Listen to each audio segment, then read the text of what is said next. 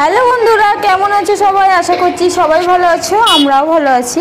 তো তোমাদের সামনে নিয়ে চলে এসেছি আবার একটা নতুন ব্লগ, হোলির ব্লগ। এটাও যদিও হোলি তো অনেক দিন আগেই হয়ে গেছে, প্রায় এক সপ্তাহ কাছাকাছি হয়ে গেছে। আর এই ভিডিওগুলো তো একে একে পোস্ট করছি, একবারে তো আপলোড করতেও পারছি না, টাইমও হচ্ছে না। তো যাই হোক, এখন এই আজকে ভিডিওটা পোস্ট করছি, তো তোমরা প্লিজ দেখো, স্কিপ করে যেও না। আগের হোলির ব্লগ তো দিয়েছি কেডিআই মাঠে, আর এখন দিচ্ছি গৌরাঙ্গ বাড়ি। কাটোয়ার গৌরাঙ্গ বাড়ি কে না চেনে, আর যারা চেনো না বা দেখোনি তো তারা ভিডিওটা দেখে না, তাহলেই সব কিছু বুঝতে পেরে যাবে। তো আমরা এখন চলে এসেছি গৌরাঙ্গ বাড়ি যাচ্ছি, আর প্রচণ্ড ভিড়।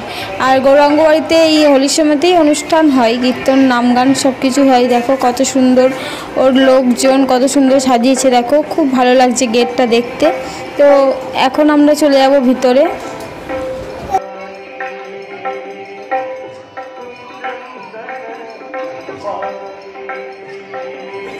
গেটের মুখটা এতটাই ভিড় ছিল যে আমি তো যেতেই পারছিলাম না, বাবুকে নিয়ে আমি আগাতেই পারছিলাম না। আর এদিকে তোমাদের দাদাভাই ভিডিও করতে করতে যাচ্ছিল, কারণ এইসব ভিড়ের মধ্যে আমার দ্বারা ভিডিও করা কখনোই সম্ভব নয়। আর আমি প্রচণ্ড ক্যামেরা নড়াই, এমনিতেই আমার ফোনের ক্যামেরাটা খুবই নড়ে, দেখতে হয়তো সবার অসুবিধাও হয়।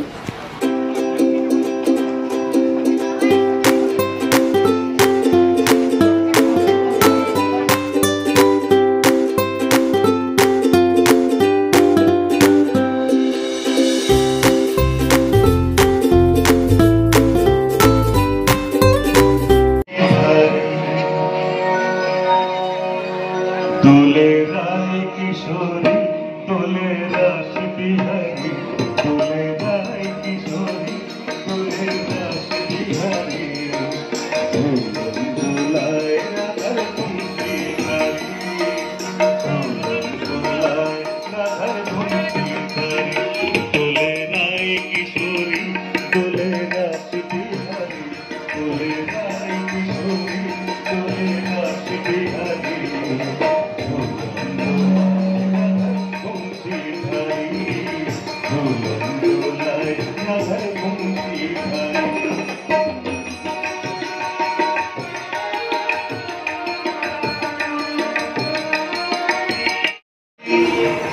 যিনি কীর্তন করছিলেন ওনার গলাটা কিন্তু খুব সুন্দর ছিল, দারুণ লাগছিল, অনেকক্ষণ বসে বসে কীর্তন শুনলাম। তারপর এই যে দেখো, এটা হচ্ছে গৌরাঙ্গ প্রভুর ফটো। তো এখানে সবাই গৌরাঙ্গ প্রভুর পায়ে আবির দিচ্ছিল, অনেকেই নানান রকম রঙের আবির দিচ্ছিল, আমরাও দিলাম। তারপর চলে যাব সামনের দিকে।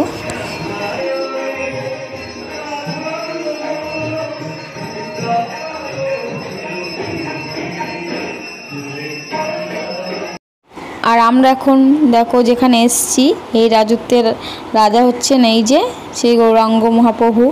তো মহাপ্রভুর মূর্তিটা দেখো খুব সুন্দর দেখতে লাগছে। আগে তো ফটো তুলতে পারতাম না, আগে যখন গেছিলাম ফটো তোলা বারণ ছিল, তো এখনও আছে, এবার দূর থেকে তোলা হচ্ছিল ফটো। আর গৌরাঙ্গ মহাপ্রভুর চরণে দেখো সবাই আবির দিচ্ছিল, আমিও গিয়ে আবির দিলাম। তারপরে এখানে কিছু আবির খেলাখেলি হয়ে গেল আমাদের সবার মধ্যে।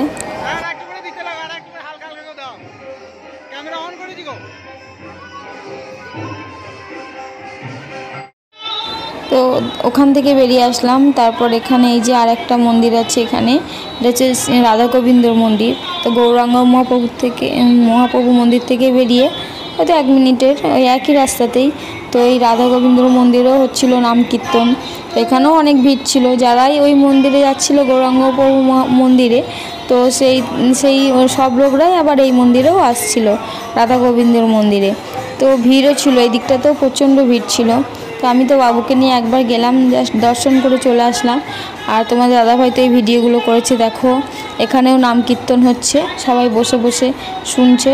তো টাইম থাকলে আমরাও হয়তো শুনতাম, আমরা তা শুনিনি তা না, আমরা কিছুক্ষণ করে ছিলাম, কারণ বাড়িতে এসে আবার রান্নাবান্নার ব্যাপার ছিল। যে দেখো এটা হচ্ছে রাধা গোবিন্দর মন্দির। এই মূর্তিগুলোও কিন্তু খুব সুন্দর দেখতে, একদম দারুণ। ভিডিওটাও খুব সুন্দর করে করেছে দেখছি তোমাদের দাদাভাই।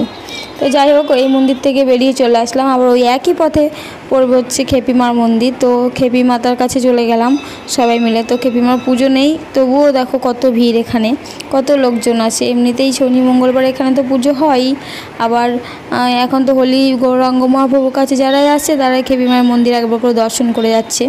এই খেপিমায়ের চরণেও সবাই আবির দিচ্ছিল, তো আমিও বাবুকে নিয়ে দিয়ে দিলাম আবির।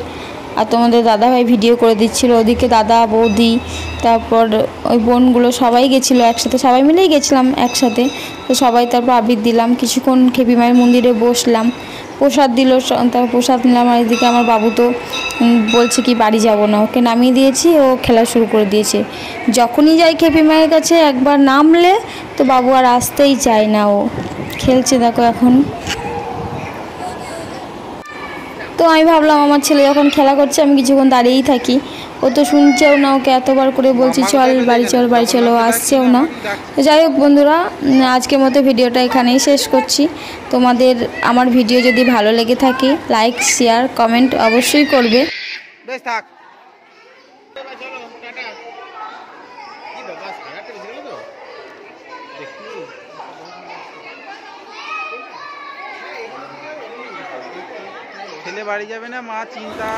আজকে ভিডিওটা তোমাদের কেমন লাগলো তোমরা কিন্তু অবশ্যই কমেন্ট করে জানাবে। তো আজকের মতো ব্লগটা এখানেই শেষ করছি, সবাই ভালো থেকো, সুস্থ থেকো।